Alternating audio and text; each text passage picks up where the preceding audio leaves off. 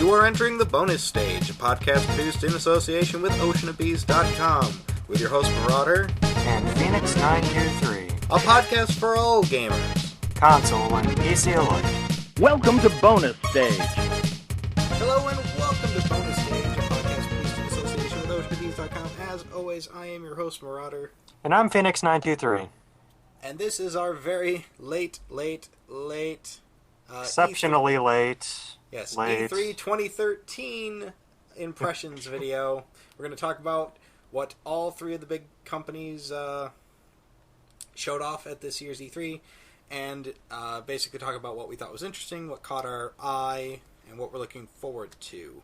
But of course, first we have to talk about what's new on oceanofbees.com, so heading over there, we have a bunch of new videos and blogs, so I'll just quickly go from the top to the bottom. Again, if you guys want to check any of these out, they are at oceanofbees.com, not to be confused with giant torrent of snails.net.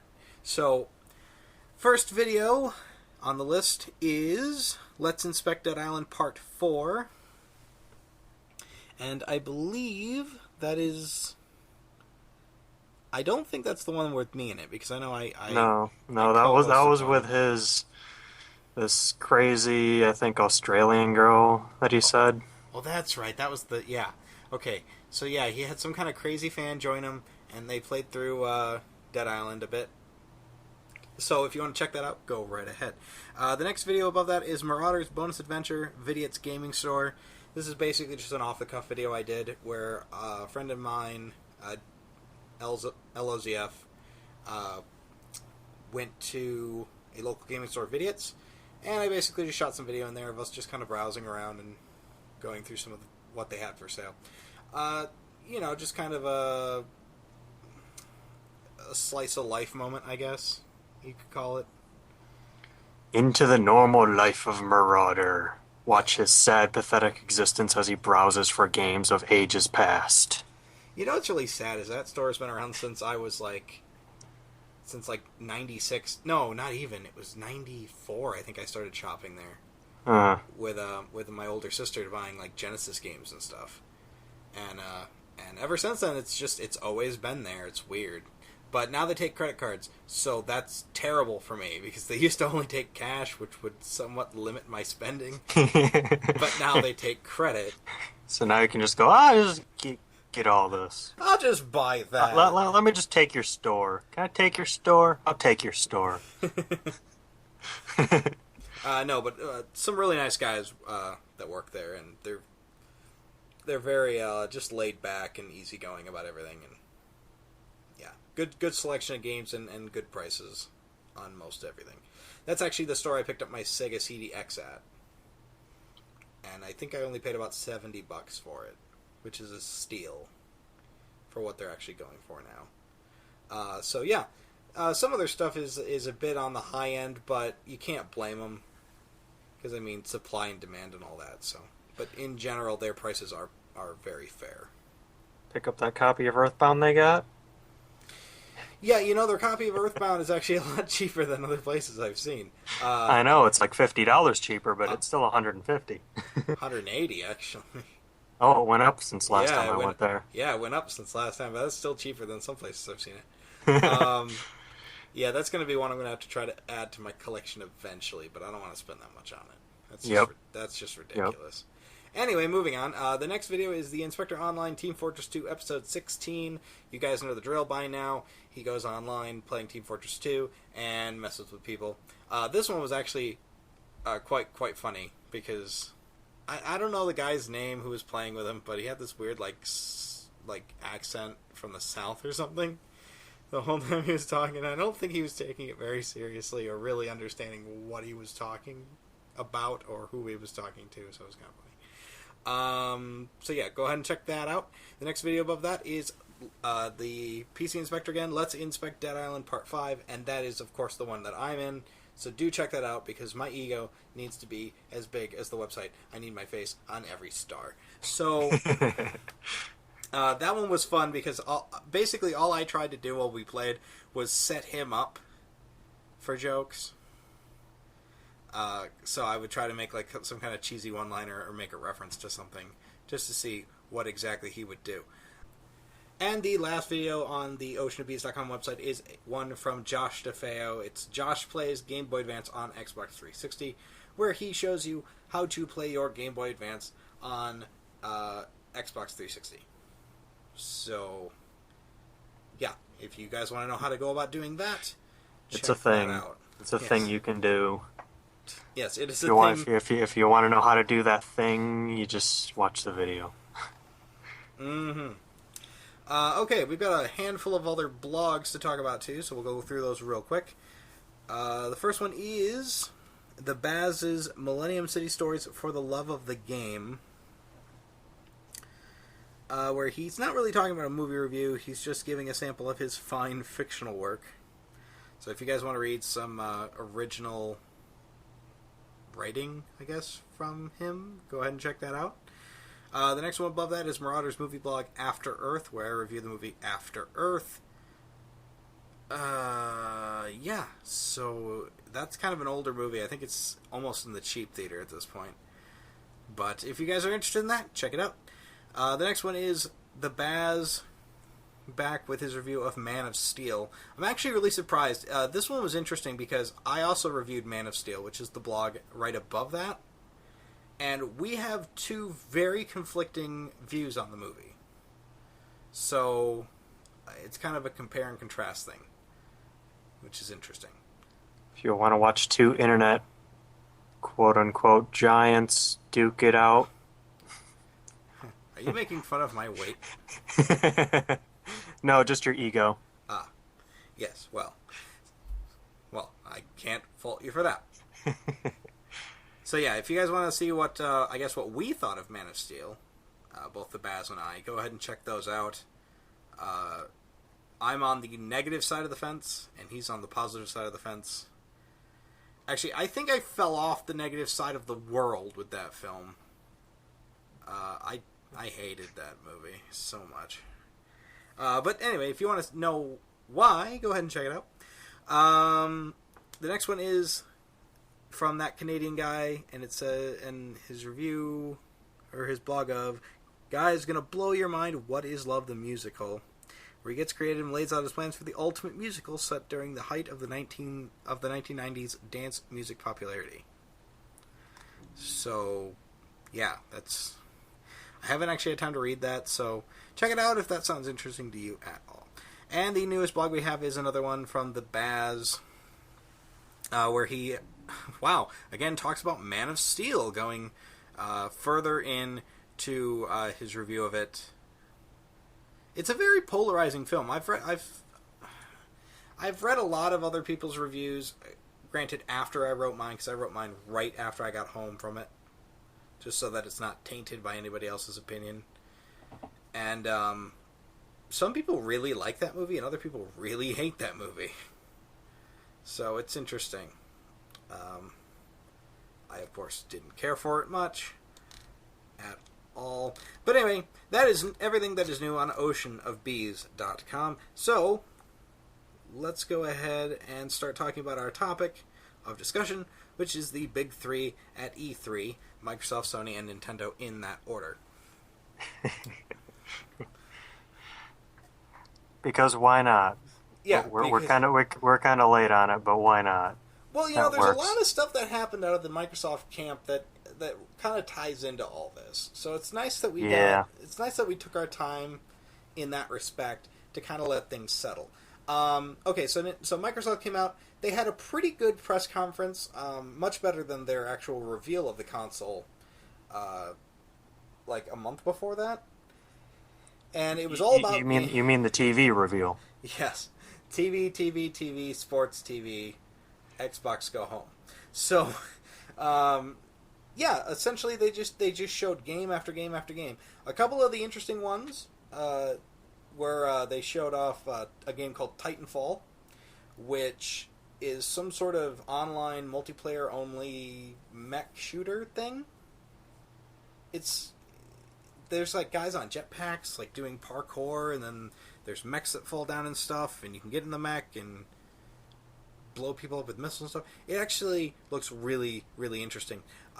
Interesting fact, though, it's coming to Windows PCs and Xbox 360. So, if you don't want an Xbox One, you can still play that game some other way.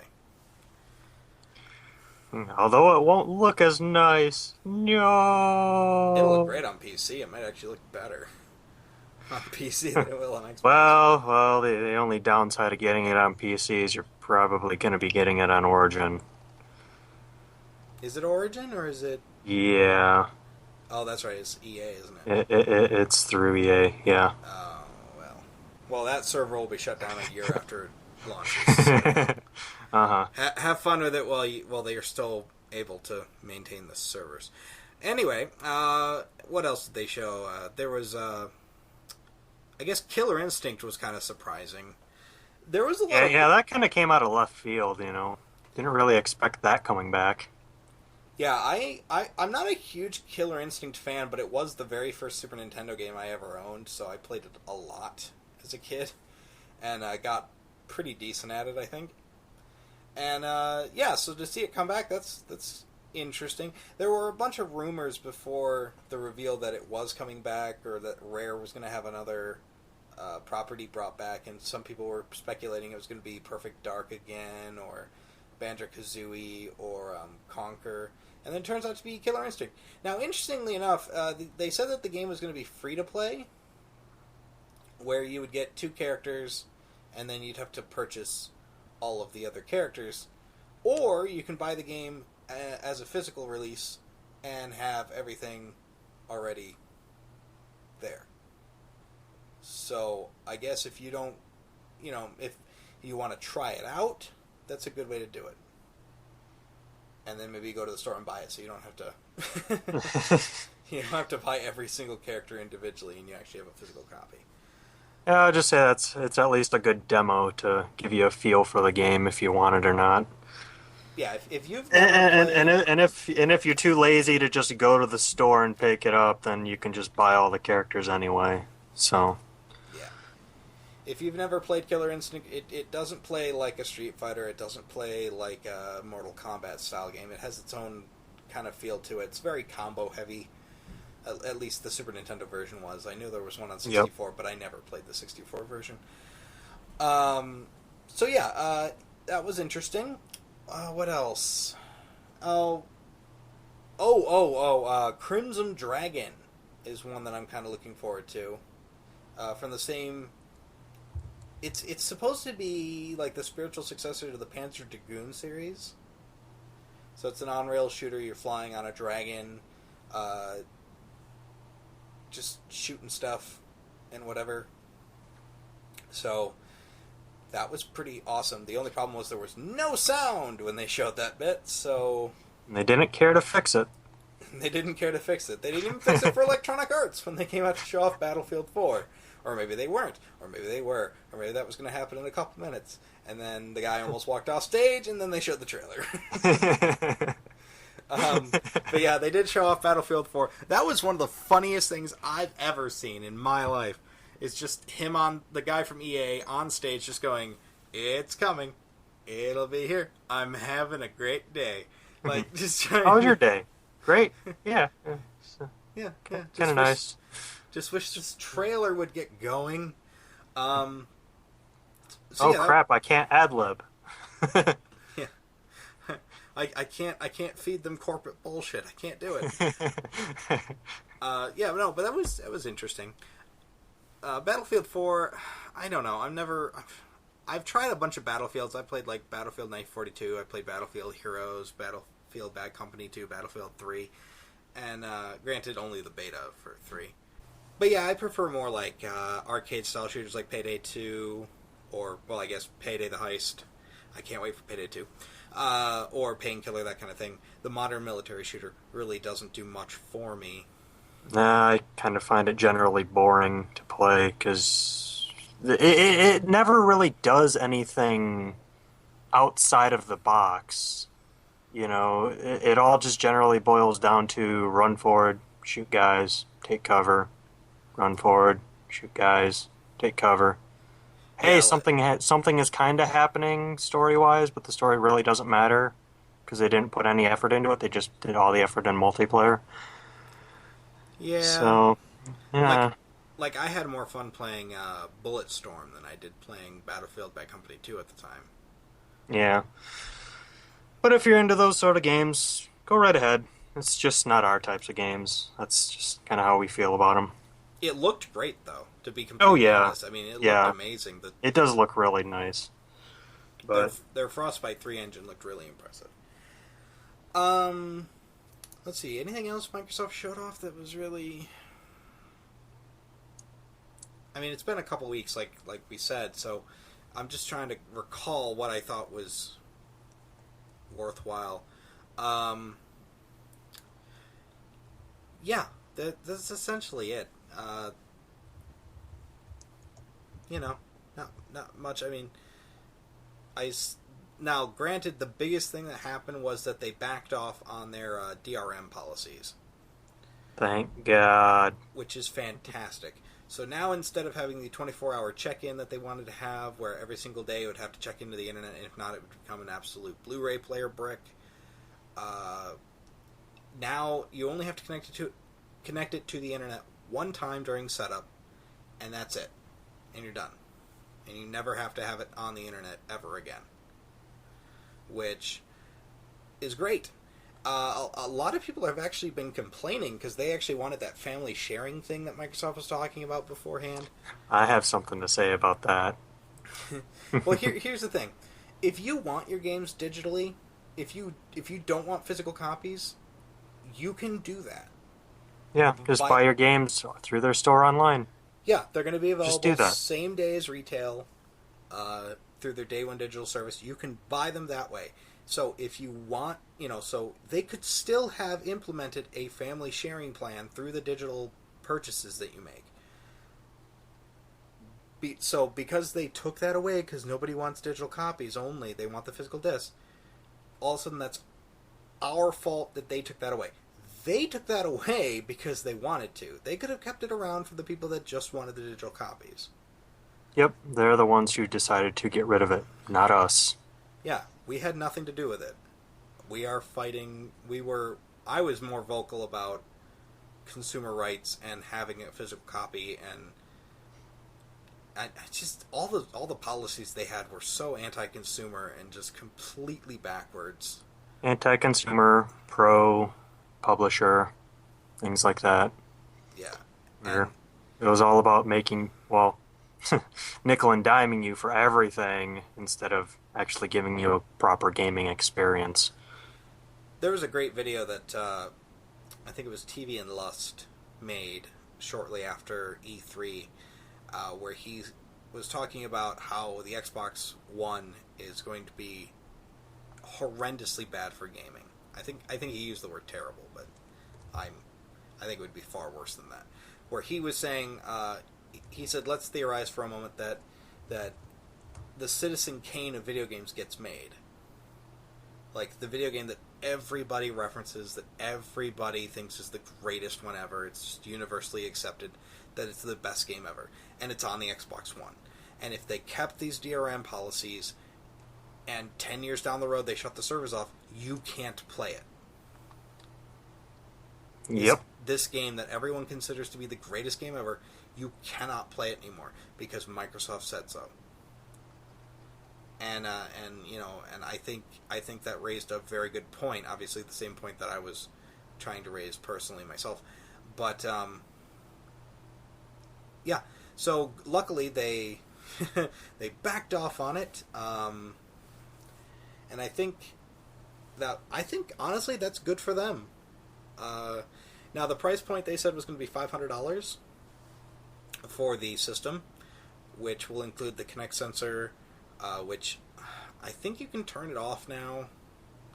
I know some people were creeped out about the spying aspect of it. I don't think so, because I think it still needs to be on just for the whole, you saying Xbox on type thing to turn it on vocally. I can't remember.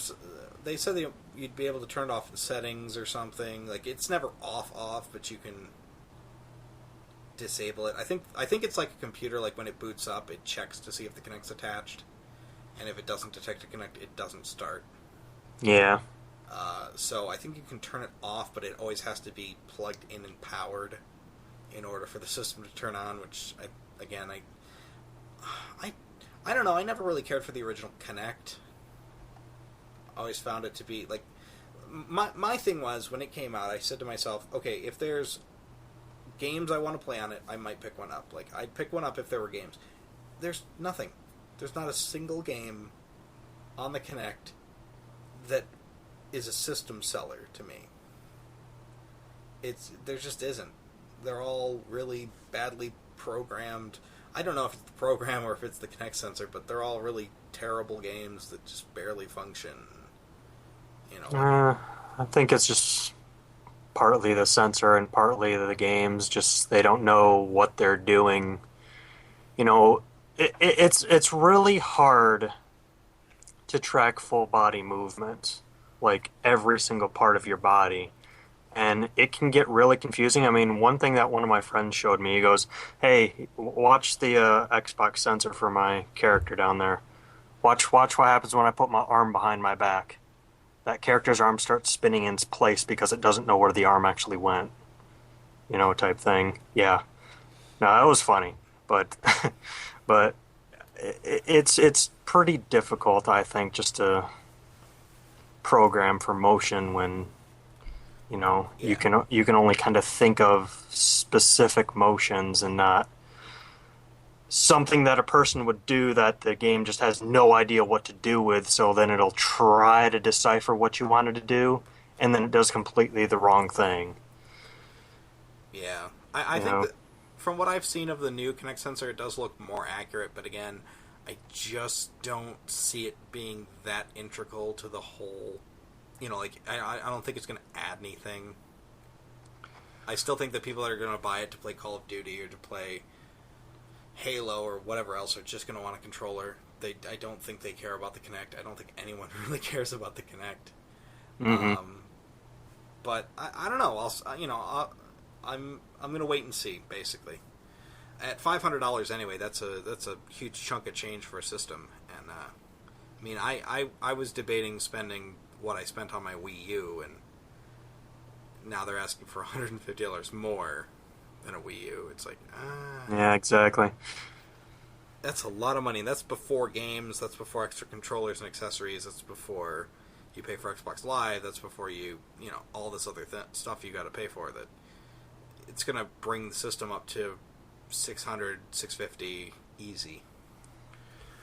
Well, plus I remember there was also an article I read where the guy was just basically asking, what happens if my Kinect breaks?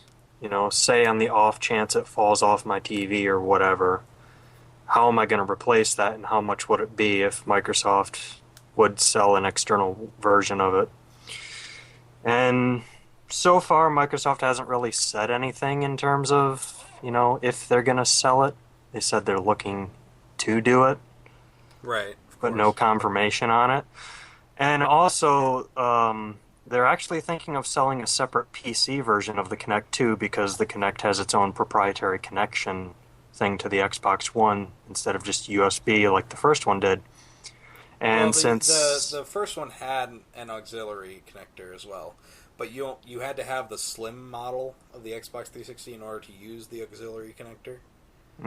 That would use the bonus to that was it was supplying the Kinect sensor with both power and data at the same time. Whereas if you had the older model 360, you had to plug in the camera separately and use USB for the data. Mm-hmm. So I'm sure it'll use that same auxiliary connector that the Slim uses.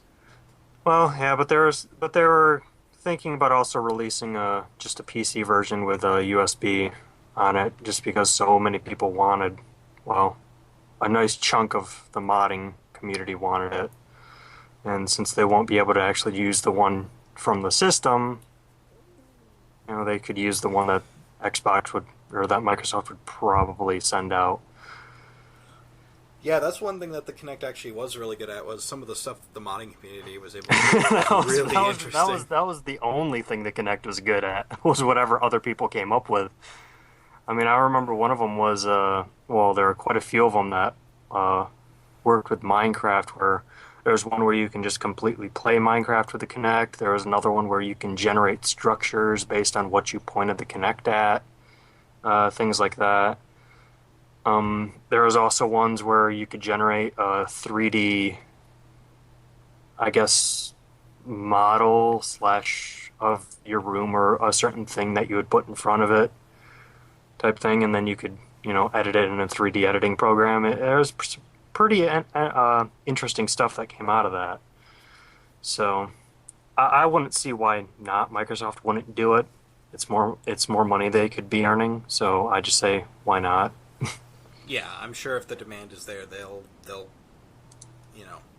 release it, or someone will find a way to mod the one that comes with the Xbox One. I'm sure someone will come up with some kind of connector that'll work. Yep. All right. Well, anyway, so yeah, Microsoft pretty good. I'm glad they backed off their DRM policies, at least as far as I know. I'm still a little distrustful of them going forward just because they tried to do it. And that Yeah. upsetting. Just the whole fact that they attempted it. And they were the whole E3, every single interview was, no, this is the way it's going to be, and this is how it's going to work. This is the future of gaming. Yeah. Come join us. Yeah. Join us in the future. And I'm sure they were all just marching to their orders, Yeah. I'm sure the higher ups were the ones really good. I don't hold any animosity against anybody at Xbox, anybody at Microsoft. I don't hate anybody. But I just sit there and I know, that they were just following orders. This is the way it's going to be, and you got to shove it down their throats, and that's just how that is. Just the corporate fat hats. Yeah. Wringing their wrists. Yeah. So yeah, pretty good. A couple games that are interesting. Nothing that I thought was really all that revolutionary, I guess. I don't want to use the word revolutionary, but like that. Damn it, that Nintendo. really, there was really nothing there that blew me away, I guess is what I'm saying. Like that was totally unexpected. Mm-hmm. But no, a couple games coming down the pipeline looked very interesting. So the next one up is Sony with their PlayStation 4, PlayStation Vita. Their conference was a little bit more laid back, I think. Yeah. They talked about a lot more games. What was the one that they talked? They talked about the Vita. They talked about the Vita for like. Sorry, I'm trying to get all that out of the background. Yeah, I know. They talked about the Vita for all of like 10 minutes. And then, please buy our Vita. We're finally doing stuff with it. I mean, I've had my Vita for over a year now, and I have 4 games for it, and I don't play it really all that much. I play that Hatsune Miku dancing music thing whenever I get the urge to, but outside of that, I really haven't turned it on. Which is kind of sad. I really should get into Persona 4. But anyway, it's a good system. It needs games. I'm just kind of waiting for the games. As for the PS3, they showed off The Last of Us. And they showed off a couple other games they got coming down the pipeline for PS3, The Last of Us being the really big one. And then PS4, man, it was one game after another. It was, I mean, there's so many games for the PS4 that They had a lot of games that is really interesting. Let's see, they Knack looked really interesting. That one with the little robot thing. I don't know. Yeah. I have no idea what the game's about really, but it's like Because little of it was shown. Yeah, it's something like he can gather elemental abilities or something from around him and morph into different creatures and stuff. But that looks really fun. They showed off Infamous 2, or Infamous Second Son. Yeah, Infamous Second Son. Which, I don't know, I wasn't a fan of the first game, but whatever. They showed off more Killzone, Shadowfall, which I love Killzone, so that was great. Yeah, it was one game after another. I can't even... But the best part was what they did for the indie side of things. I thought was really respectful, where they actually got them up on stage and showed off. They were sitting there playing their games, and there was like I don't know, like, what was it, like 8 or 12 different indie games up on stage? I think they only showed like 8 of them on stage Hmm. at the time, but I'm pretty sure they have a lot more coming. Oh, I know, but just the fact that they got those people to come up on stage and show off their Oh stuff. yeah, yeah. Just to say, hey, here's a Yeah, like we nice are. group of indie games that you should be able to get day Yeah, one. yeah, like they're really showing their support behind the indie developers by letting them be on stage with them and everything else, and really showcasing what they're working on, which I thought was great. There's a new Abe's Odyssey game, which is awesome because Abe's Odyssey was awesome. So there's a remake of that coming down the pipeline, which I'm totally going to buy. What else? Can't believe can't believe you're forgetting the big three. Oh, yes. There's Final Fantasy, or Well, not really with Final Fantasy. I was just saying, there's just Kingdom Hearts. There's Kingdom Hearts 3. I there's know. Kingdom Hearts 3, Destiny, and Watch Dogs. Yeah, but see, I'm trying to think of stuff that's strictly PlayStation because Uh, Watchdog, because all those are multiplats. Well, Destiny is console exclusive to PlayStation 3, I think. Or yeah. something like that. But yeah, no, Destiny looked awesome. Very, very interesting. The Kingdom Hearts 3, which I have never played Kingdom Hearts outside of Dream Drop Distance. So I'm waiting for the HD remake, Kingdom Hearts 1.5 on PS3. I was going to pick that up and actually use that as my jumping on point. What else? The Final Fantasy game they showed looked awesome. But then, Yeah, it's them taking what they were going to do for Final Fantasy 13 Versus, I think, and just making a full-blown Final Fantasy game out of it instead of just calling it Versus, yeah, which is awesome because the gameplay looked spectacular, but it's Square Enix. All their games look really pretty and impressive. yeah, cinematically So, their games always looked really nice. It's just the gameplay that sometimes falters at. yeah. But no, PlayStation had a very strong showing. I'm really excited for like I said, Knack and Killzone and Wasn't Mad Max another PlayStation exclusive as well? I don't remember if that was exclusive or not. I know they showed it, but I don't know for sure if it's exclusive or not. But that's interesting, at least. That's at least a game I wasn't expecting. Yeah. But yeah, no, PlayStation, and then of course the big gigantic thing that happened where they came out and they said we're not going to have DRM on our system, or at least they're not requiring it like Microsoft was at the time. Yep. And it was $400, $399, $100 cheaper than the Xbox One, and people just cheered. I was on the live stream watching it, just completely floored. It was so exciting. And then, of course, you knew they were prepping for this because right after that, they had that video pop up of here's how you trade games on PS4, and he literally had the guy from Sony hand the other guy a game. Here you go, thanks, done.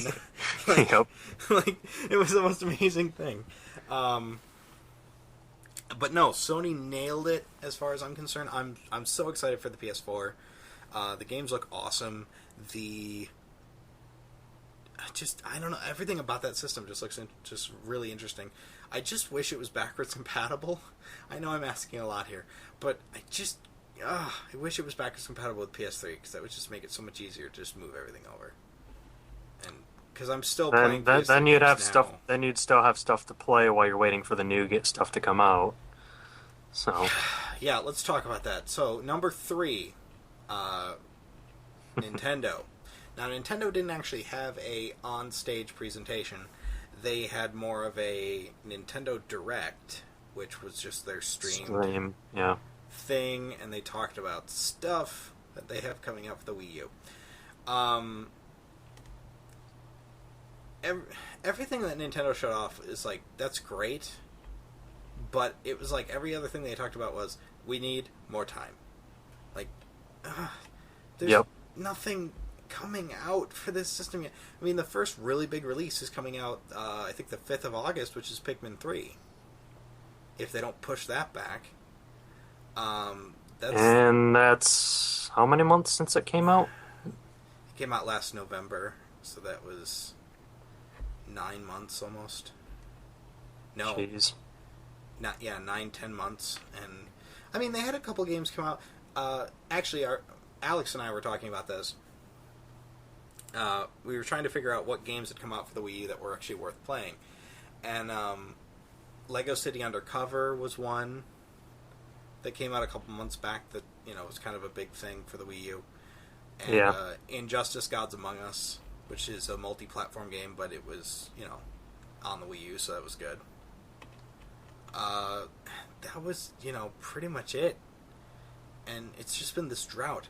But, on the positive side, that has given me plenty of time to actually play some of my old Wii games that I haven't actually gotten that far into, like Pandora's Tower, Xenoblade Chronicles, The Last Story, The Core Gang, and so on and so forth. So, that's great. The fact that the Wii U is backwards compatible with Wii games is a huge plus in my mind. I don't think it's enough to get people to actually buy the system, but it is definitely something that's nice to have. You could pull all your downloadable stuff onto it, right, too? Yeah, you have to download some kind of system transfer thing, and then it takes forever to move it. You have to have both systems hooked up to the internet at the same time. Oh. This is the weirdest thing. Like, so when I set mine up initially, it took forever. And then you had that huge update that took like 2 hours. Yeah. And then whatever. It's just so much crap. But no, it's far more stable now than it was when I first started to play it. It used to freeze a lot to the point where I had to unplug it from the wall to get it to turn off. But I haven't had it freeze since the last update. Or last major update, I should say. Yeah. So, I'm actually really happy with the Wii U. I just need games. That's it. It's just kind of the reason why it's not really selling as much as Nintendo wishes it is. Yeah. You need games, Nintendo. Alright, so let's talk about some games that they actually did show off. So on the Nintendo side, we'll do this two ways. We'll do the Nintendo stuff, and then we'll do the third-party stuff, because there's really not much third-party stuff, sadly. Yeah. The Nintendo stuff they showed off, there's Pikmin 3 that I'm excited to play. I love Pikmin. So, Pikmin 3... I actually was buying the system to get Pikmin 3 as soon as possible, but then they pushed it back. And pushed it back. But now it's coming out in August, so just fingers crossed, this will be awesome. Pikmin 3 looks really, really, really interesting, especially with the two new types of Pikmin that they have. The rock Pikmin and the flying Pikmin, which, that to the other ones. Now, here's the thing. I don't know if they're bringing back the white and black Pikmin from Pikmin 2, but I hope they are, because those were some of my favorite Pikmin, actually. But yeah, what else did they show off? Wonderful 101, which looks like Pikmin but with superheroes, and I'm totally going to play that because it looks awesome.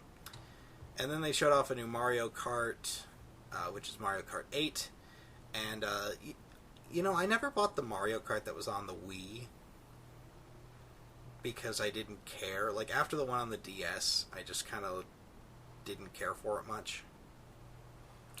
Yeah, it's... I don't know. I think they're just kind of they're not really doing much for the game to make it interesting for me. I mean, yeah, they added the whole you can fly thing in the 3DS one, and I think in this new one that's coming out for Wii U, they have the whole gravity tracks or whatever. Yeah. Instead of making F-Zero. But the core gameplay is just still the same.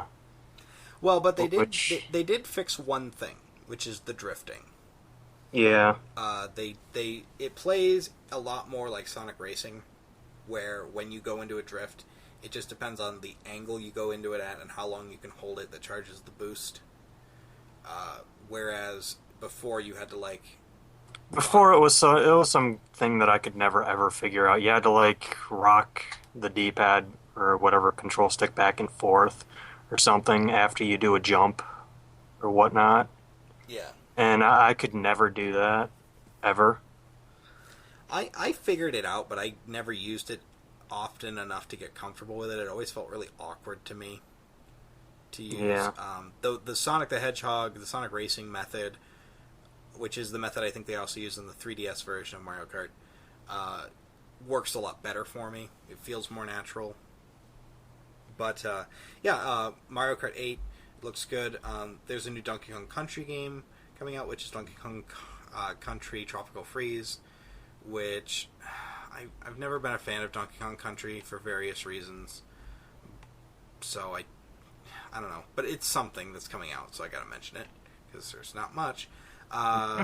There's new Super Mario Brothers 3D Land, or something like that, or Super Mario Brothers World 3D.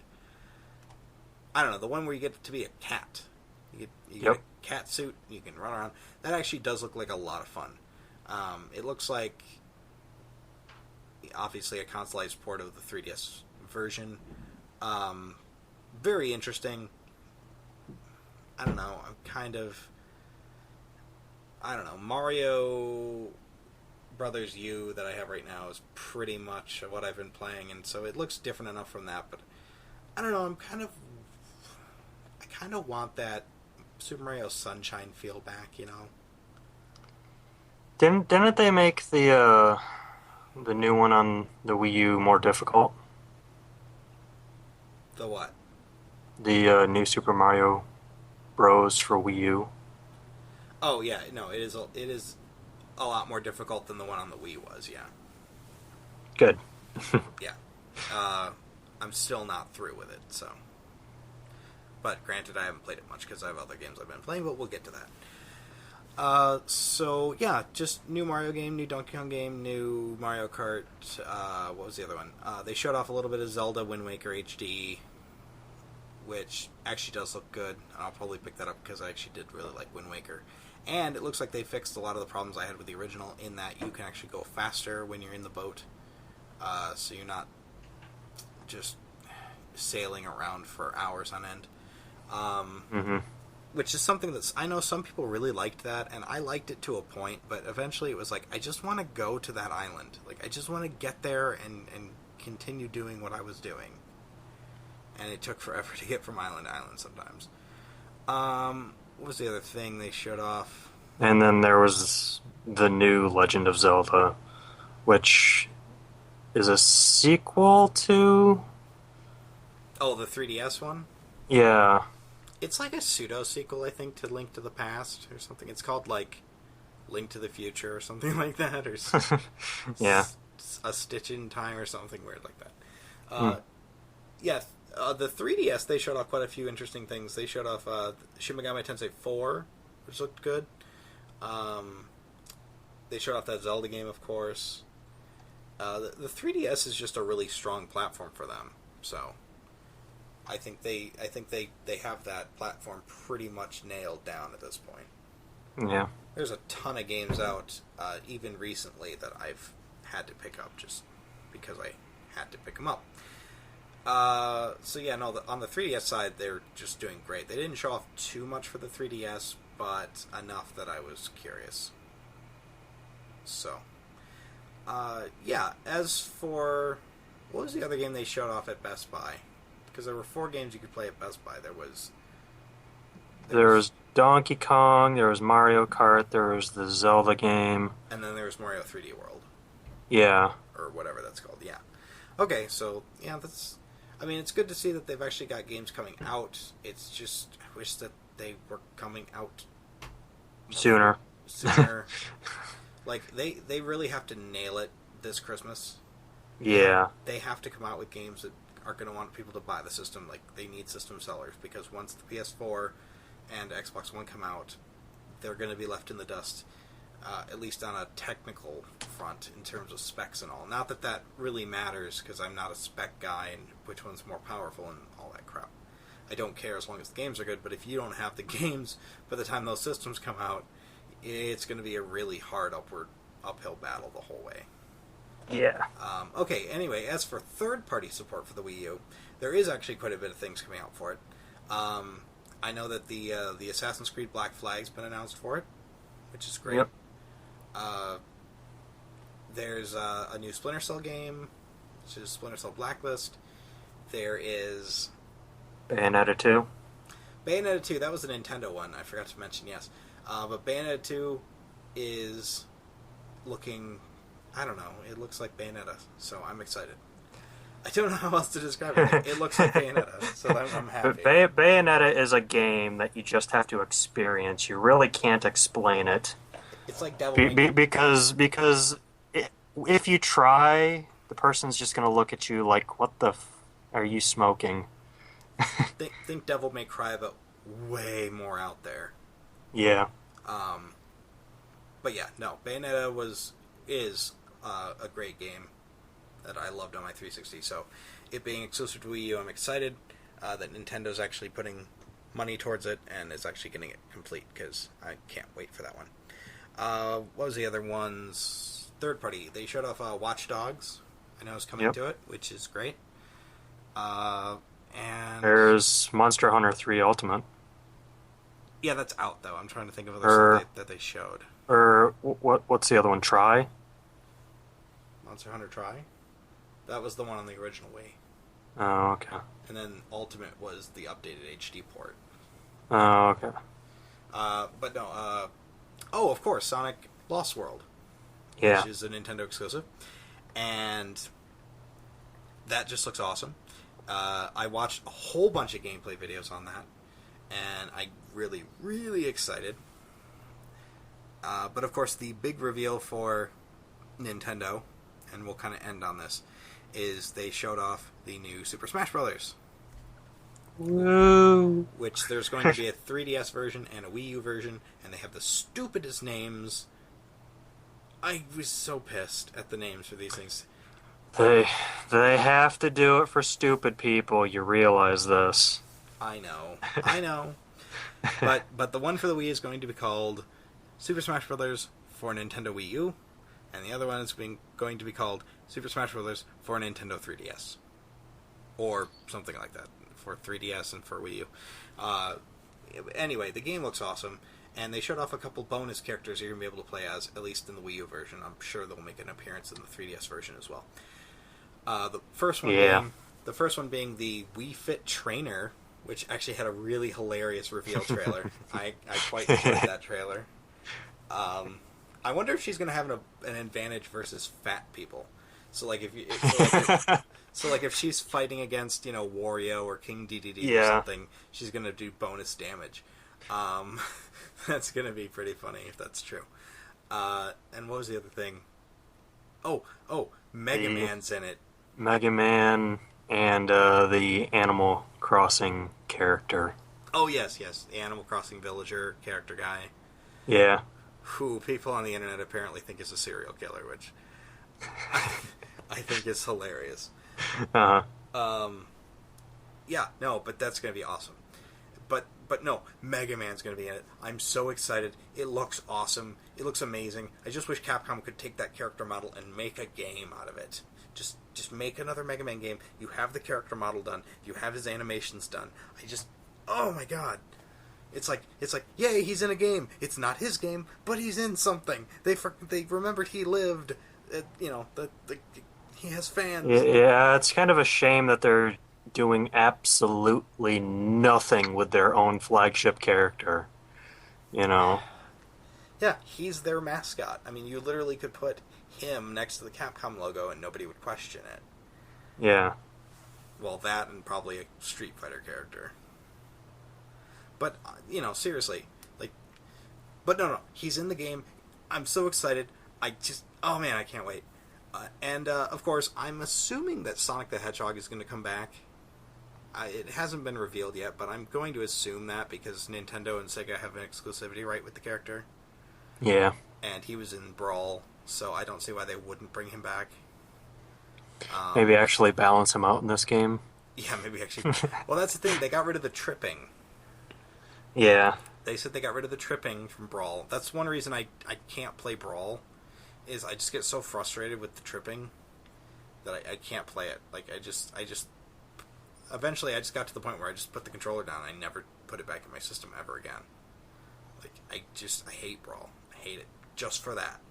Everything about the game is awesome, except for the tripping. It ruined the game for me. I'm dead serious. It's like, I can get used to character timing, and I can get used to character, attacks and dodging and all that, like in the other games. But when you throw in a random element like tripping... Yeah, but when I can't stop running and go the other direction without falling all over myself and giving the other character an open shot, it's like, that's not strategy, that's not skill, that's not even luck. That's just stupid. Like, it broke the game, and I was just so really upset. And I know a lot of other people who are really excited that they actually took tripping out. So, but yeah, Nintendo had a pretty strong showing actually, and I was surprised they didn't actually have a stage presence of any kind. But whatever. I kind of think that was the whole, them bringing their games to Best Buy. They put the money towards shipping them to the Best Buy stores all over the country, That is something we should talk about. We all, Phoenix923 and I and a couple other friends, we all went out to Best Buy a couple days later to actually play some of the demos. And I got to play Mario Kart 8 and Donkey Kong Country Tropical Freeze. The Donkey Kong Country game played kind of like what I expected it to. One of those 2.5D, pretty, standard games, but it looked good. Pretty much played like the other one did. Yeah, if anyone played Donkey Kong Country Returns... it pretty much played like that. Couple new things added, but it pretty much played like that. Yeah, it's essentially that, which isn't a bad thing if you like that. No. And I actually got to the end of the level, which the girl told me was quite impressive. The girl that was monitoring all that. She goes, wow, not a lot of people get to the end. I'm like, really? Huh. And the other thing was Mario Kart 8, which... Oh, Mario Kart 8, it just plays so well. It really does. The drifting is fixed, and I like the zero-G thing, and the levels really nicely laid out, and pretty creative, and I don't know, I might actually pick that one up. I'm really excited for it. It played really well. Granted, it's only a demo, so they might screw that completely up by final release. But I am excited. And which one did you play? I played Donkey Kong with you. Didn't you play it with your brother? Oh, right, that's right. I played Donkey Kong with my brother, and then... Yeah, because I played Mario Kart with LOZF, and then I played Donkey Kong with Alex, because he came a little later. Yeah. And, so I kind of skipped the Mario one, because I kind of knew what that was going to feel like anyway, from the look of it, and I didn't want to play the Zelda one, because it's a remake of a game I've already played, so... Plus it was single player too, so... Yeah, it was single player, and I don't know, if you only have, 10 minutes or whatever it was that they said you had up there, it was like, I'd rather play a racing game or a platformer. Something that would make use of my time better. Yep. So, yeah. So overall, it was a very interesting E3. Not anything I wasn't expecting. There wasn't any big shocks. I think the most surprising thing was that Mega Man was going to be in Smash Brothers, and that was about it.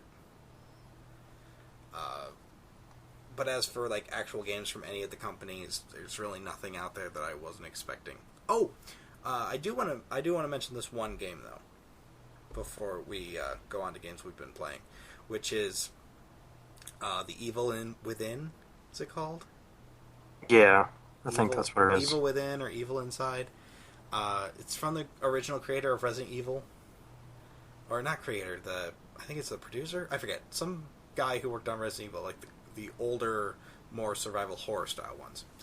And, it looks like it's really going back to the roots of that kind of gameplay. It looks creepy. It looks really, really, really spooky, and I don't know, that one really caught my eye, and I'll be looking forward to that one. Look up some videos on it. It looks amazing. I can't remember what it's going to launch. I think it's going to launch on PC and Xbox One, PS4, and I think PS3 and 360 as well. Yeah. But I'm not positive on any of that. I'm just, I'm doing this without any kind of data sheets up or anything like that, so... But speaking of survival horror, there is that other horror game called Outlast. It's going to be coming up pretty soon for the PC, I think. Oh, yeah. Yeah, it's been said that it's more scarier than what Amnesia was. Oh, okay. And from watching gameplay video of it, it just looks amazing. Huh. So, I think I sent you a video on it before. I think you did, yeah. Now that you mention I just don't think you probably remember since it's been a while. There were so many games I was trying to follow. Yeah. But it's a PC survival horror game, and it is survival horror. You have nothing to really defend yourself with, and you're going investigate something in an old abandoned asylum, and just go from there. Look it up on YouTube. They got some gameplay videos of like the first 5 or 10 minutes, I think, and it just looks really good. Well, that's good. I mean, at least there's finally going to be a couple of survival horror games that aren't just are gigantic, actually survival horrors. Yeah, that aren't just gigantic action movies. Yeah. I mean, I think you and I played through most of Resident Evil 5 together at some point, but yeah. I just wasn't feeling that the same way I was into like Resident Evil 4. I don't know. So, and then Resident Evil 5 came out, or 6 came out, and nobody cared for that, from what I understand. Like, some people really hated that game. Mm-hmm. Anyway, all right. Well, yeah. So E3, it was great. It's nice to see Nintendo, or not Nintendo, Microsoft just take a beating from Sony. That was great, and then them backpedaling on it was just hilarious. Yeah, a week later they were just like, "Oh, we're so sorry, we're so sorry." So yeah, that's great. Nintendo needs to get games out, and they showed off a bunch of games that are going to be worth getting, so that's good. But yeah, I mean, overall, it was E3. Like, it's more or less what I expected. But there are a whole bunch of stuff to get excited about. Well, I think I was just more excited this E3 because, hey, new consoles instead of just games type thing. Yeah, that's true. So that's why I think everyone was just mostly paying attention to this one, just because, hey, they're revealing the next generation of gaming, so we should pay attention. Yeah, we gotta figure out which one we're gonna throw $500 at. Yeah. That just oh my god! That when the guy at Microsoft started to say the price, you could just see everyone in the room just like deadly silent. It was just dead silent, and everyone was like, "Oh, they said it. Oh. What's it do again? TV." No, but anyway, so that's good. Anyway, so let's move on to what we've been playing, and I'm only going to mention a couple things because it's already over an hour long. So yeah, I'll keep my stuff short too. Yeah, I'm going to keep my stuff a little bit shorter than usual. So I've been playing. I finally beat Killzone 2, which took a while on PS3, and so I popped in Killzone 3, excuse me, and Killzone 3 is leaps and bounds better than Killzone 2. It's amazing. I know it came out later and they probably understood how to use the hardware better and all that kind of thing. But it was an amazing, impressive leap from 2 to 3. So I've been playing through Killzone 3, really enjoying that, probably way more than I should. the shooting feels better, the mechanics feel tighter, everything just feels really solid, you know what I mean? Whereas in Killzone 2, everything felt kind of floaty. So yeah, that's good. And of course I've been playing The Last of Us, which I'm only a couple hours in. For anyone who's played it, I just got out of the museum, and I'm making my way out of the city with the little girl Ellie. The opening cinematic to that, or the opening little bit to that game, makes the whole thing worth it. I think you were there. Yeah, I was there. I came over, like, you said, I just started this game. Yeah. Oh, well, okay, let's keep going. Yeah, like, you called me, you're like, I'm heading over. I'm like, okay, I need something to do until he gets here. I'll just pop in The Last of Us and try to get through the tutorial. But there's no tutorial. Like, well, it was a tutorial because it does explain how to do things.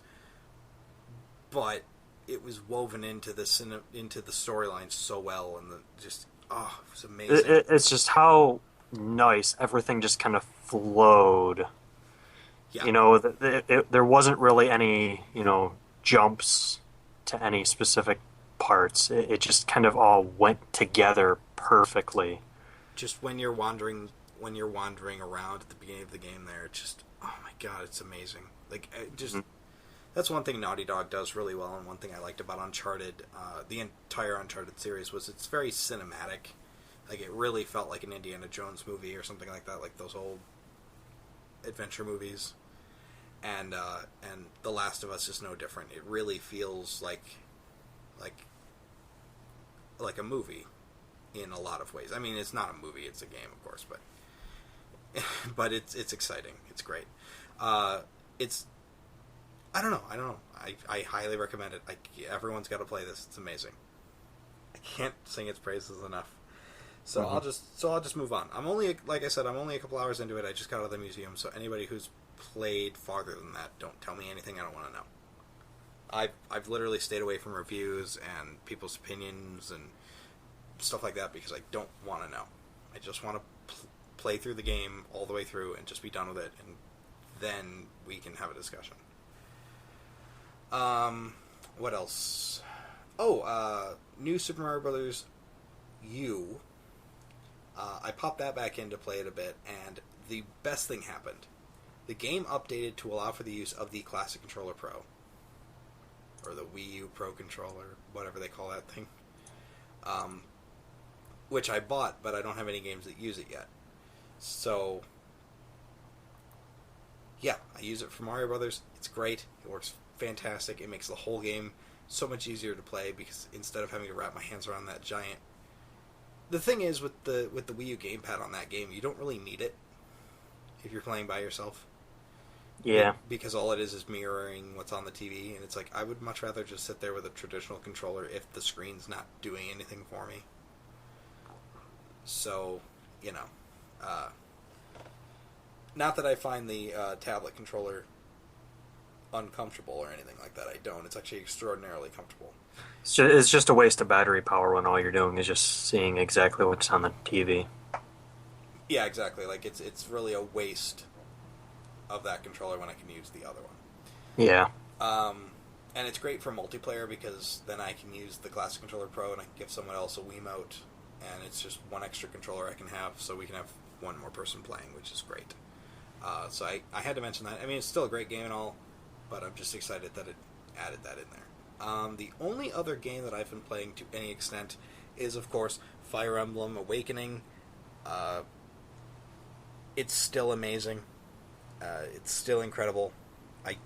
I mean, everything I've said before still applies. What I've been doing recently is one of the maps that you can buy as DLC was given away for free during a certain time period when the game first came out. And I downloaded that, and I've just been playing through that map over and over and over and over and over again because I am severely underleveled. So I've just been playing that one map over and over again to level up my characters, which is actually working out really well. So I've got Donald. If anyone knows who Donald is, he's up to like level 9. He might be level 10. I don't know. Last I checked, he's either level 9 or 10. And from what I hear from Alex, who actually leveled him up and gave him a Master Seal, he actually becomes quite the badass later on if you can get him to level 10. So, still a great game. I'm really getting back into it. It's fantastic. The only other game I want to mention, and this is the last one, is Columns 3 for the Sega Genesis. This is the dumbest thing, but for anyone who's played Columns on the old Sega Genesis, it's essentially a match 3 game, kind of like Bejeweled. It's like a mix between Bejeweled and Tetris, where sets of 3 jewels will fall and you got to organize them. They fall in straight lines, and you have to organize them in a way that they match 3 or more in any direction, and they disappear. And that's it. And that's literally it. But Columns 3 adds in this whole really super competitive mode where you can save up your points or whatever and then crush the other screen, like push their screen higher. And I don't know, there's all these power-ups and stuff, and the game's a lot faster. And I just started playing it a little while back, and I've just been addicted to it like any good puzzle game. It's just amazing. So Columns 3 has been sucking up pretty much all of my spare time whenever I have like 10 minutes. Mm-hmm. But no, that's about it. I really haven't played much else. All right. Well, let me just go down to my Steam list here, because I kind of forget along the way. As with Marauder, I'll keep my stuff short. First one is Borderlands 2 with the new Tiny Tina's Assault on Dragon Keep DLC that came out a bit ago. Played through that. It's great. Awesome. Best DLC out of all the 4 that came out of it. You should get it. It's the one to get if you have to pick and choose which ones you want to buy. But that DLC is just amazing. Next up would be, Payday the Heist. Me, you, and a couple of friends pulled off a 145 plus heist, which, for those who don't know, it's the hardest difficulty, and with that game already being balls hard on normal, if you don't know what you're doing, it gets quite hectic. Yeah, that we played No Mercy. Yep. And that was nerve-wracking the whole time through. And I didn't even make it to the end because I think Jason and I, or LOZF and I, both got slaughtered on the way out. It was me and Blitz that made it out, which thank God Blitz made it out, because he was carrying the extra virus vial, which is something we needed. But, let's see. Next would be, Dust and Elysian Tale. That came out on Steam a bit ago. I know it was on Xbox Live Arcade, or the indie section. It was on XBLA. And for a while, and I'll just have to say, if you want a pretty story-driven game with exceptionally awesome artwork, like just the painted backgrounds and the characters themselves, it's amazing. It is an experience. If any of you have played like Muramasa the Demon Blade, it's pretty similar to that. Or Odin Sphere. Yes, that's another one that it plays pretty closely to.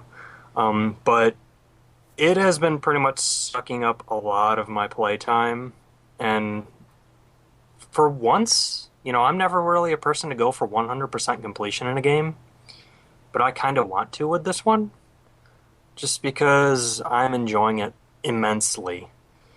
And I might even tackle it on a harder difficulty if I want to, which I kind of do, actually.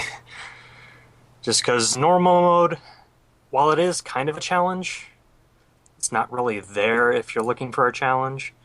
So, but yes, it is a definite must-buy if you want to get it on console or PC, because it is just an amazing experience. Okay, next would be Final Fantasy VII. That came out the 1st of July on Steam. Yep.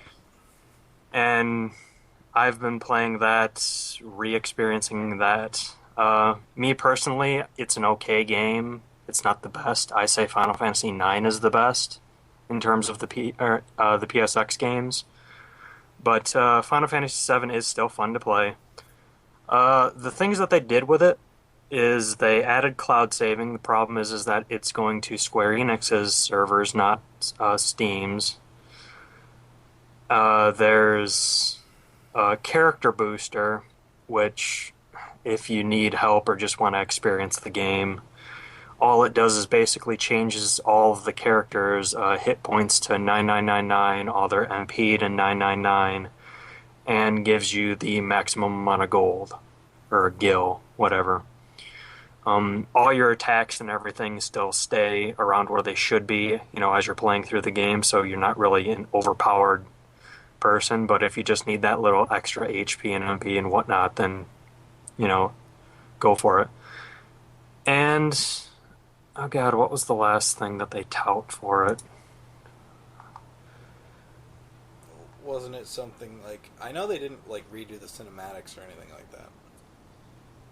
Oh, yeah, right, achievements. It has achievements. The achievements are stupid. Pretty much, I'm not joking. I am not joking in the least. Pretty much 3/4 of all the achievements are use a character's first limit break, use a character's last limit break. That's it. And there's a couple others like Master Materia, get to level 99 with any character, beat the weapons, woo. I really don't care. I'm not an achievement hunter. But there's that. The other good thing about it is that it has been optimized for modern PCs, so you don't have to finagle with it if you have, the older version of it for PC. It just kind of works. The only thing that people have really been complaining about with it is the fact that you have to create a Square Enix account, which if you have any of their online games, 11 and 14, I think. Mm-hmm. If you've played any of those games, you already have an account there. So you just use that account to register the game to. And you have to do that just once on initial startup. And after that, you can just play the game without it being online ever. You don't even need to use cloud saves. It saves locally if you don't. The thing about that is that if you uninstall the game, then it deletes your local saves, which just, copy them somewhere else if you want to back them up. I was going to say, you should be able to go into the directory and just copy them. Yeah, every time I'm done playing, I just go into the directory, right-click, throw it in an archive, and go about my day. It literally takes me 10 seconds. But in terms of it, it looks like the old PC version of it. They did upgrade the character graphics so that they look nicer, and it supports up to 1080p resolution. The backgrounds kind of get pixely at that resolution, but it's not really that noticeable if you're really immersed into the game, which is what I am. Basically, it's essentially a traditional re-release and not so much an upgrade. Yeah, it's more or less a re-release. That's it. Okay. With some extra stuff. And then... Yeah, no, I'm planning on picking that up eventually because Final Fantasy VII was my first PlayStation 1 game that I ever played on my PlayStation 1. And way back when I got it in 2002, I think it was. Yeah. Because the guy who sold it to me at school, he just sold me the system that no games, none. So he let me borrow Final Fantasy VII. Yeah. And then didn't you just keep it long enough to when he moved, he didn't really care if you kept it or not? No, he wanted it back badly. Oh. What was the one that I borrowed something and then it was it was Threads of Fate. Yeah, Threads of Fate. Yeah, Josh Borsma was letting me borrow that, and then he moved or something, and I asked if he wanted it back, and he's like, "Oh, I didn't even realize you still had it." He's like, "You can keep it." Oh, okay, great. Fantastic. Anyway, so, I will be picking that Final Fantasy VII up. I don't know, I've got so many other games to play right now. Yeah. Next is an actual Steam mod, which is the Hidden Source Beta, which you play as a genetically modified hidden character hunting down other people in the server. And it's pretty fun when you're playing with your friends. Yeah, I was going to say, if you can get a good group together, that is pretty fun. Next is Sniper Elite V2. Now, I am not a World War II person, never have been, just because in terms of the whole Battlefield slash Call of Duty mindset. But I like it in the fact that you're a sniper and you have to kind of really watch where you are because you can't take on guys as you normally would. You are pretty vulnerable if they do get the drop on you. But it has this whole bullet slow down time where if you get like a critical shot on a person, it follows the bullet that you shot, then it does an X-ray cam of it going through the person, like exploding internal organs, completely smashing open a skull if you get a headshot. And it's pretty satisfying, especially when you don't do the whole hold your breath thing, because when you do that, then it kind of gives you a little indicator of where your bullet's going to go. I know that there's, in the higher difficulties, it removes most of the HUD to where you're kind of relying on just your own skills. But for me, I don't really care that much to go that in-depth with it.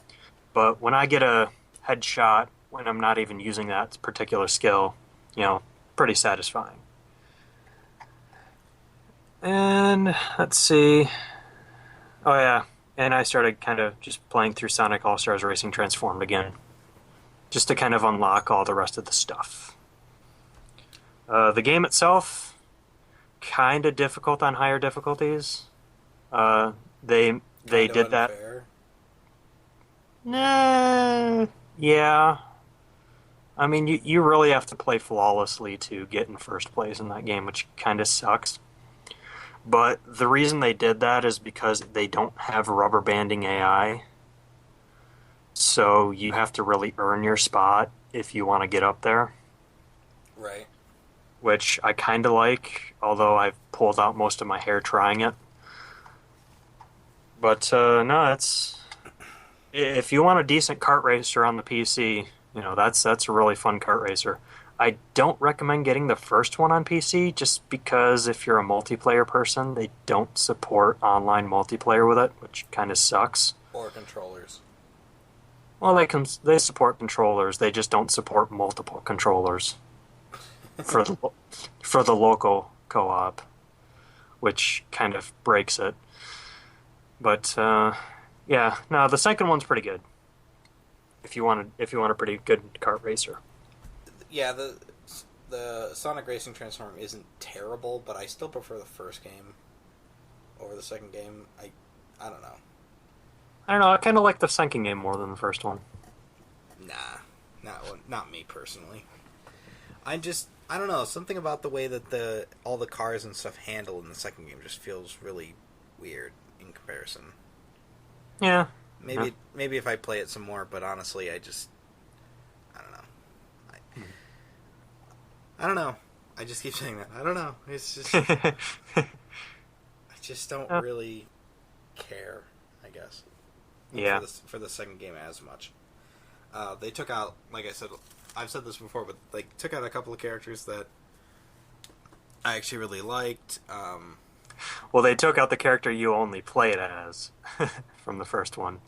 Well, no, I played as Bonanza Brothers, and I played as...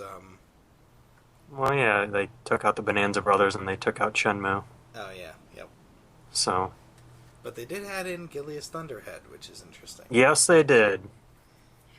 I'm still waiting for that next Golden Axe game. The one that's not Beast Rider. An actual Golden Axe game? I don't see why they haven't done it. Like, they could totally do, like, a Golden Axe game in the same vein as, like, a God of War or something. Either that or just do a 2.5D side-scroller. Yeah. Type thing. Yeah, or just do something like that. I don't know why they haven't... I mean, they keep the trademark up for some reason. Like, they still have access to all these characters and stuff to put them in other games, but they don't do anything with them. Yeah. That's the same problem I have with a lot of what Sega's... Like, a lot of Sega's big franchises. What was the other one? Oh, Project Cross Zone. Oh, yeah. Which I think you're going to bring up anyway, but I'll just bring it up now. Which is a game where Capcom, Namco, and Sega characters all get together to beat the crap out of monsters. But, like, on the Sega side, they have, like, Ooh La La from Space Channel 5, which is a character from a series they haven't really updated in forever. I think like the last thing was they did an HD remake of the first game on Xbox, and that was about it. Mm-hmm. What else? Mega Man. Well, that's Capcom, but I mean, there hasn't been a Mega Man game in a while. Oh man, what other? Oh, and then like there's characters from Valkyrie Chronicles 3, which never came over here. There's characters from Resonance of Fate, which is an awesome game, but they really haven't done anything else with that series. Like, I don't know, just their choice of characters in that game is kind of weird. And yeah, I don't know. It's kind of bad when I don't really know some of the characters, but when I do recognize a character, it's pretty good. Yeah. But yeah, Project Crosson is the next and last game on my list that I've been playing. I picked it up mainly because I didn't want to miss out on it like I did with Super Robot Tyson OG Saga. Mm-hmm. I'm still kicking myself over that. Ugh. I know, I saw that too, and I was going to pick that up too. But Project Crosson is a strategy RPG where two characters form a party, and then you can add a third support character with them to, be a part of the thing. And the battle system is pretty much almost identical to Super Robot Tyson OG Saga Endless Frontier. Long name. But no, it's pretty fun, fast-paced. You do a lot of damage pretty quickly, and it's just awesome to watch them pull off their combos and whatnot. And if there's other characters within the other 8 squares around, you can also call them on top of the other characters that you can call in to do even more damage, and it's just fun. It's a blast. In terms of story, I'm not that far into it. I'm only the prologue was 4 battles long, and I'm only in chapter 2, so 6 battles I've gone through. But there's just some weird thing where these portals are popping up everywhere, and people are getting sucked in from other franchises into other franchises type thing. And I don't know, I just find it fun, nostalgia, and fun because it's just great to see all these characters kind of together. The only one that I just kind of always have to bring up is, why does Capcom keep bringing back Frank West? He's in the game. Yeah, that's weird. Like, he was in... Well, he was in one game, and then they brought him back again in Dead Rising 2 as the record. Yeah, as a kind of standalone thing for that game. They did a Dead Rising game for the Wii. Yeah. That was Chop Till You Drop or something like that. I forget. I think that was just a re-release of the first one. Oh, was it? Okay. Well, yeah. I think it was just a part of the first one. All right. I don't know. I only have the first one, so. Yeah. And I don't know. I guess fans really like him. I do. I love Dead Rising, and I love Frank West. But he teams up with the zombie girl from, I think, Street Fighter? No, it's Darkstalkers. Darkstalkers. Yeah, I'm not familiar with that. It's like I can't remember her name now. Yeah. But I just find the contrasting art styles with both of those characters and the fact that Frank West is in there just hilarious whenever I stumble across him in game. But I say pick it up. You're probably going to get the second run of it. You could still probably find the limited edition. You could probably still find the limited edition for a couple bucks more. But I don't know if it's just going to fall off the face of the earth like Super Robot Tyson did now, since it's kind of hovering around the same price. You could always pick up the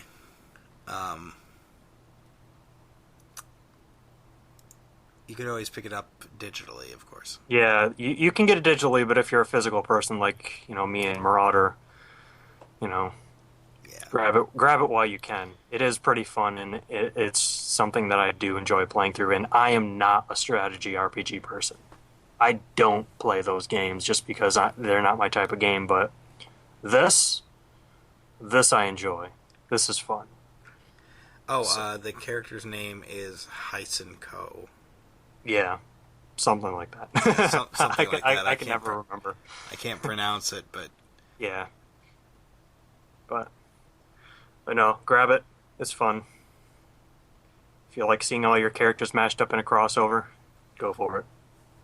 Yeah, I did buy that game as well. Actually, I had it pre-ordered since pre-orders started, just because the idea of those three companies throwing characters together was just too intriguing to not check out. Mm-hmm.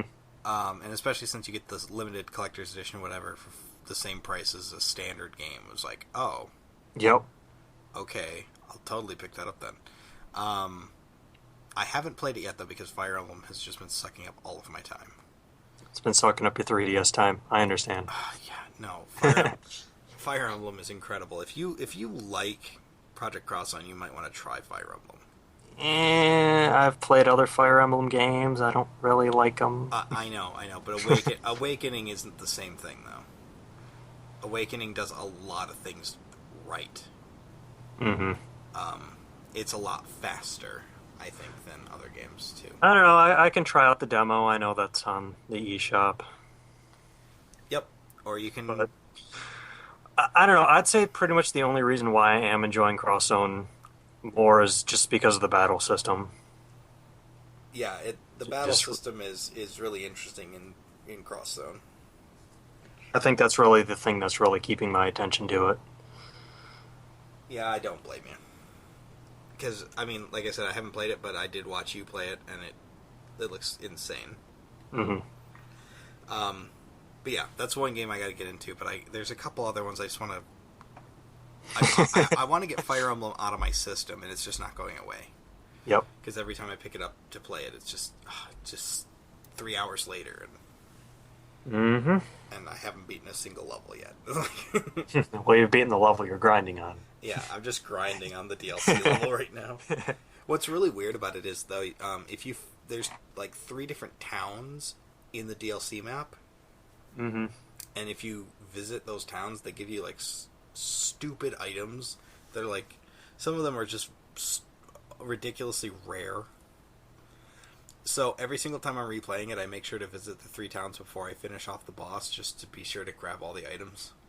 Yeah. So now my characters are stacked. I have items and weapons I can't even use yet because they're not the right class. Uh-huh. But here's a little tip, by the way, if anyone's trying to level up Donald.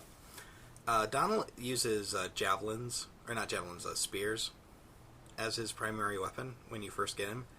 Give him a javelin, because javelins are ranged weapons, and so you can hide him behind Frederick or Kellum or somebody who can take some hits and be a ranged character. I told that to Alex, and he literally just went, "Why didn't I think of that? I went through the painstaking process of because the best way to level him up is to let him kill somebody. Like if you fight, you get some XP, but you don't get as much as if you killed the guy. Yeah. So a lot of what he was doing was just slowly grinding people down and then letting Donald come in and finish him off.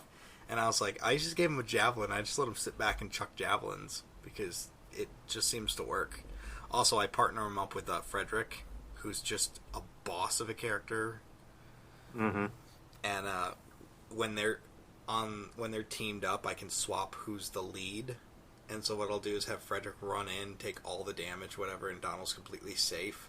And then when it's time for someone to kill, or for me to kill somebody, I'll swap to Donald and let him finish him off. That's essentially how I've been doing it. So if anyone's having trouble leveling up Donald, that's what I've been doing. Just tie him to Frederick and then let him do his thing and give him a javelin. It makes everything easier. Oh, that and I think I also gave him a steel lance that I found. I don't know. Just tie him to Frederick. That's all I gotta say. But yeah, no, seriously, Phoenix, you have to try Fire Emblem. It's so much better than all the other Fire Emblems. It's almost insulting. Alright. Alright. Well, if you buy that and you buy Shin Megami Tensei 4, and you register them both with Nintendo, you get $30 eShop credit. Yeah, I know. I was going to pick up Shin Megami Tensei 4 anyway, but now I think I got to pick it up sooner before that $30 credit goes away that they're promoting. Anyway, so is that everything? That's everything. Alright, well, I guess we're finished then. As always, I hope you guys enjoyed this episode of Welcome to Bonus Stage. Took us a bit, but we got it. Yep. There you go. Yep. It's a bit late, but thanks for hanging with us. So if you guys have any questions or comments, please leave them below in the YouTube comments, or leave them on the oceanbees.com forum in the corresponding forum post. And otherwise, I guess we'll catch you on the next bonus stage. So this has been Marauder. Phoenix923. And we'll catch you guys on the next bonus stage. Later.